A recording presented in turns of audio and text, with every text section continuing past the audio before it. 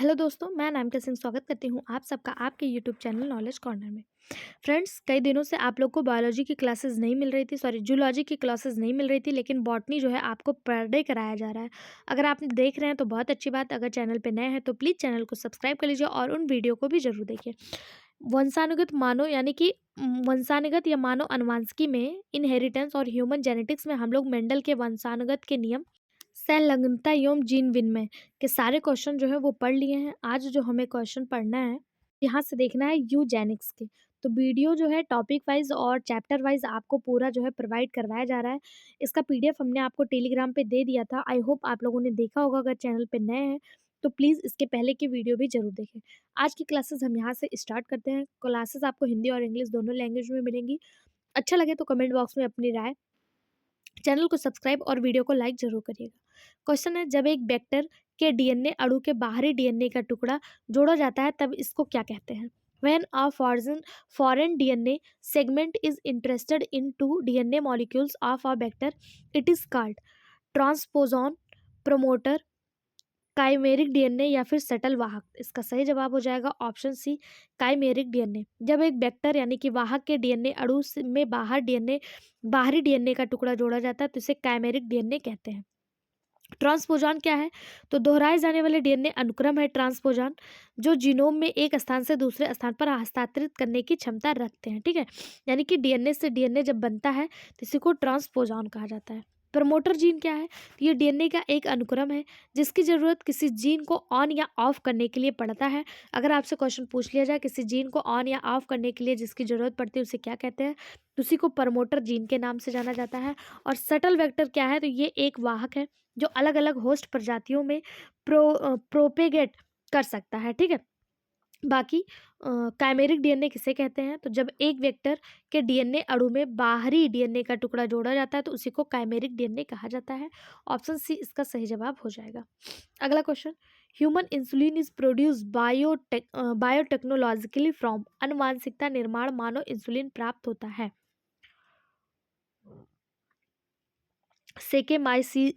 सेक्रामाइसिस से, E coli से, Acetobacter से या थर्मल इक्वेटिस से।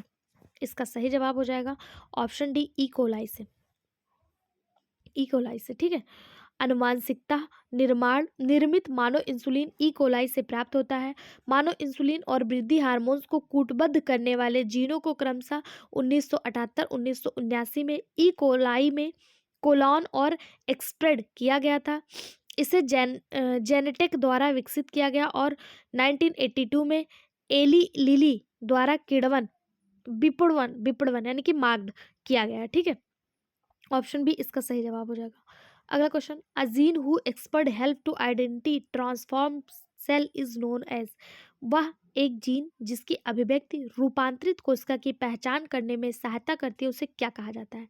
सिलेक्टिव मार्क, वेक्टर, प्लाज्मिड या स्ट्रक्चरल जीन।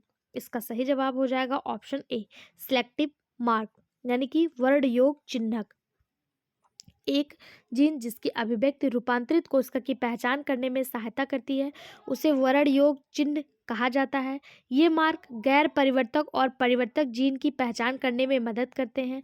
इनका उपयोग आनुवंशिक इंजीनियरिंग में गैर परिपक्व को एलिमिनेट करने और चुनिंदा रूप से परिपक्व विकसित करने के लिए किया जाता है, परिवर्तक विकसित करने के लिए किया जाता है। ऑप्शन ए इसका सही जवाब हो जाएगा। अगला क्वेश्चन बिहार पीजीटी में पूछा गया क्वेश्चन, यदि डीएनए एटीजी हो, मतलब डीएनए का जो कोडान है वो एटीजी और एटीजी हो तथा प्रारंभ में एक साइटोसिन बेस मिला दिया जाए तो निम्नलिखित में से क्या हो जाएगा? साइटोसिन में क्या होता है? तो इसका जो सही जवाब हो जाएगा वो हो जाएगा ऑप्शन सी, CAT, GAT और GAT। ये इसका सही जवाब हो जाएगा। ठीक है, ऑप्शन सी इसका सही जवाब हो जाएगा। यदि डीएनए कोडॉन एटीजी हो तो प्रारंभ में एक साइटोसिन बेस मिला दिया जाए तो यह CAT, GAT और GATG प्रमाणता हो जाएगा। ठीक है, इसका पूरक क्षारक युग्मक GTA, CTA, CTAC होगा। ऑप्शन सी इसका सही जवाब हो जाएगा। अगला question, DNA fingerprints can not be prepared from. DNA fingerprints तैयार नहीं किया जा सकता। RBC, WBC, sperm inner linking of cheek गाल की आंतरिक परत, शुक्राणु, डब्ल्यूबीसी या आरबीसी? कौन वो है जो डीएनए फिंगरप्रिंट्स तैयार नहीं कर सकता? तो इसका सही जवाब हो जाएगा रेड ब्लड सेल्स, जिसे इरिथ्रोसाइट्स के नाम से जाना जाता है। ये डीएनए फिंगरप्रिंट्स तैयार नहीं कर सकता क्योंकि आरबीसी में केंद्रक नहीं पाया जाता है और इसमें डीएनए भी अनुपस्थित होता है, इसलिए ये डीएनए फिंगरप्रिंट्स बनाने में असक्षम है। अगला क्वेश्चन, निम्नलिखित में से कौन सा कोशिकांग वर्तमान में जीन अभियांत्रिकी से संबंधित है?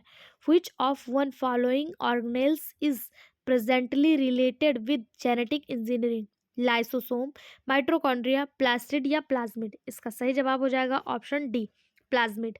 प्लाज्मिड जो है ये वर्तमान में जेनेटिक इंजीनियरिंग से संबंधित है। ऑप्शन डी इसका सही जवाब हो जाएगा। जीवाणुओं में गुणसूत्रीय डीएनए के अतिरिक्त कुछ अन्य स्वतः जनन करने वाले आनुवंशिक डीएनए अणु पाए जाते हैं, जिन्हें प्लाज्मिड या फिर जेनेटिक फैक्टर या फिर आनुवंशिक कारक कहा जाता है। प्लाज्मिड की खोज या जेनेटिक फैक्टर की खोज किसने की थी? तो लैडरबर्ग ने 1952 में की थी। या कोशिकांग जेनेटिक इंजीनियरिंग से संबंधित होते हैं। ऑप्शन डी इसका सही जवाब हो जाएगा। DNA fingerprints is determinated by, DNA fingerprints द्वारा निर्धारित किया जाता है न्यूक्लियोटाइड्स में फास्फोरिक अम्ल की व्यवस्था, पेटोज अवशेषों के अनुक्रम, डीएनए क्षारों के बीच हाइड्रोजन बंध की संख्या, फिलामेंट्स, डीएनए फिलामेंट्स में क्षारों का अनुक्रम। इसका सही जवाब हो जाएगा ऑप्शन डी, डीएनए फिलामेंट्स में क्षारों का अनुक्रम। डीएनए फिंगरप्रिंट्स डीएनए फिलामेंट्स में क्षार क्रम के द्वारा निर्धारित होते हैं। डीएनए फिंगरप्रिंट्स के अध्ययन से व्यक्ति की पहचान की जाती है। इससे हत्या या बलात्कार के मामलों में दोषियों की पहचान तथा विवादित जनक के मामले में बच्चों के वास्तविक माता पिता की पहचान की जाती है। डीएनए फिंगरप्रिंट्स के लिए किसी भी कायिक कोशिका, जिसे आप मदर सेल कहते हैं, या फिर रुधिर धब्बे वीर का प्रयोग किया जाता है। इस तकनीक की खोज एकेल जेफरी ने 1984 में किया था। अगर आपसे पूछा जाए डीएनए टेक्निक की खोज किसने की थी, तो एकेल जेफरी ने 1984 में डीएनए फिंगरप्रिंट्स की खोज की थी। ऑप्शन डी इसका सही जवाब हो जाएगा। अगला क्वेश्चन, डीएनए फिंगरप्रिंट्स में डीएनए सैंपल की केवल एक सूक्ष्म मात्रा ही आवश्यक होती है, जैसे कि रक्त धब्बे की श्वेत रक्त कणिकाएं। क्यों? क्योंकि इसमें डब्ल्यूबीसी में डीएनए की बड़ी मात्रा में उपलब्ध होती है। डीएनए में नाइट्रोजन क्षार है। डीएनए को पीसीआर के माध्यम से संवर्धित किया जा सकता है। डीएनए आनुवंशिकी का निर्धारण करता है। जो सही जवाब हो जाएगा वो हो जाएगा option C, DNA can be amplified through PCR. DNA को पीसीआर के माध्यम से संवर्धित किया जा सकता है, इसलिए डीएनए फिंगरप्रिंट्स के सैंपल में केवल एक कण ही बहुत होता है। ठीक है। अगला क्वेश्चन, आनुवंशिक अभियांत्रिकी के क्षेत्र में टाइप सेकंड प्रतिबंध एंडोन्यूक्लियस निम्नलिखित में से किन गुणों के कारण अति उपयोगी है? वे डीएनए को अपने पहचान अनुक्रम के अंदर काटते हैं। उन्हें एटीपी की आवश्यकता नहीं होती है। वे 4 से 6 बीपी लंबे न्यूक्लियोटाइड के विलोमनाक्रमी अनुक्रम को पहचानते हैं। उपयुक्त सभी। तो इसका सही जवाब हो जाएगा all of above, option D. DNA अभियांत्रिकी के क्षेत्र में टाइप सेकंड रिटिक्शन एंडोन्यूक्लियस निम्नलिखित गुणों के कारण अति उपयोगी है। पहला, वे डीएनए को अपने पहचान अनुक्रम के अंदर काटते हैं। दूसरा, उन्हें एटीपी की आवश्यकता नहीं होती है। और तीसरा, वे 4 से 66 पी लंबे न्यूक्लियोटाइड के विलोमानुक्रमी अनुक्रम को पहचानते हैं। ठीक है, ऑप्शन डी इसका सही जवाब हो जाएगा। अगला question, RL mould of DNA was suggest by. DNA के आरएल मॉडल का सुझाव किसने दिया था? सॉरी, मोल्ड नहीं है, मॉडल है। जुकाम बहुत तेज हो गया, दिमाग काम ही नहीं कर रहा है। ऑप्शन है MHF Wilkins, HG Khorana, CC Shekharan या फिर चरकॉफ। इसका सही जवाब option C, CC Shekharan. DNA के जो आरएल मॉडल है, इसका सुझाव सीसी शेखरन ने दिया था। जेडी वाटसन और HF क्रिक ने, यानी वाट्सअप और क्रिक ने जो है डीएनए का डबल हेलिक्स मॉडल प्रस्तुत किया था। और डीएनए के एक्सरे विश्लेषण का अध्ययन बिल्कन्स और उनके साथियों के द्वारा जो है वो किया गया था। अगला क्वेश्चन, एक हीमोफिलिक पुरुष विवाह करता है एक हीमोफिलिक वाहक स्त्री से, उसकी पुत्री में हीमोफिलिक होने की संभावना कितनी होगी? अगर पुरुष हीमोफिलिक है तो उसके पुत्री में पूछा है, तो अगर पुरुष हीमोफिलिक है, अगर पुरुष का एक्स जो है आएगा पुत्री में, और पुत्री में पुरुष का एक्स ही आता है, क्योंकि वाई आएगा तो वो जो है पुत्र हो जाएगा, तो इसलिए 50% जो है वो संभावना रहती है। ऑप्शन सी इसका सही जवाब हो जाएगा। ठीक, संभावना कितनी रहती है? 50%। अगला क्वेश्चन, किसे व्युत्क्रम अनुवांशिकी अध्ययन कहते हैं? What is the called off reverse genetic approach? Gene के एंजाइम की दिशा में, डीएनए के लक्षण प्रारूप की दिशा में, लक्षण प्रारूप से डीएनए की दिशा में, या फिर आरएनए से डीएनए की दिशा में? सही जवाब ऑप्शन बी, डीएनए से लक्षण प्रारूप की दिशा में, यानी from DNA to phenotype. DNA से लक्षण प्रारूप के अध्ययन को व्युत्क्रम अनुवांशिकी यानी रिवर्स जेनेटिक्स कहा जाता है। रिवर्स जेनेटिक्स एक ऐसी विधि है जिसका उपयोग विशिष्ट इंजीनियरिंग जीन अनुक्रमों के फिनोटिपिक प्रभाव का विश्लेषण करके जीन के कार्य को सक्षम करने में मदद करता है। ठीक, ऑप्शन बी इसका सही जवाब हो जाएगा। अगला question, Turner syndrome is categorised by chromosome. Turner syndrome के गुणसूत्रों की संख्या होती है 46, 45, 47 या 48। इसका सही जवाब ऑप्शन बी 45। टर्नर सिंड्रोम में जो गुणसूत्रों की संख्या होती है वो 45 होती है।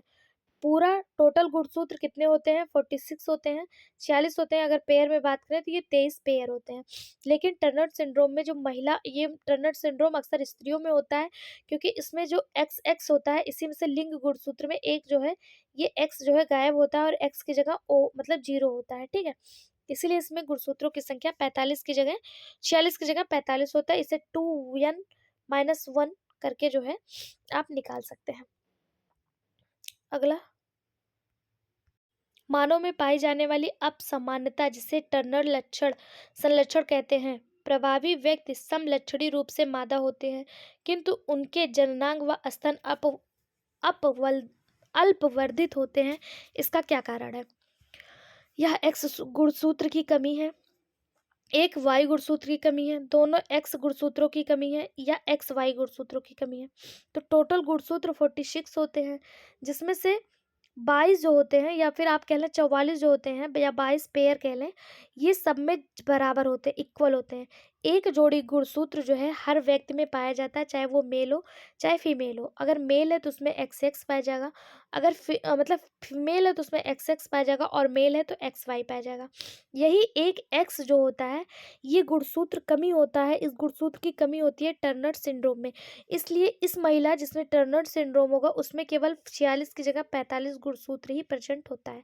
इसका जो सही जवाब हो जाएगा वो हो जाएगा ऑप्शन ए, एक एक्स गुणसूत्र की कमी होती है। ठीक है, अगला क्वेश्चन, एक्स जीरो क्रोमोसोम असामान्यता है।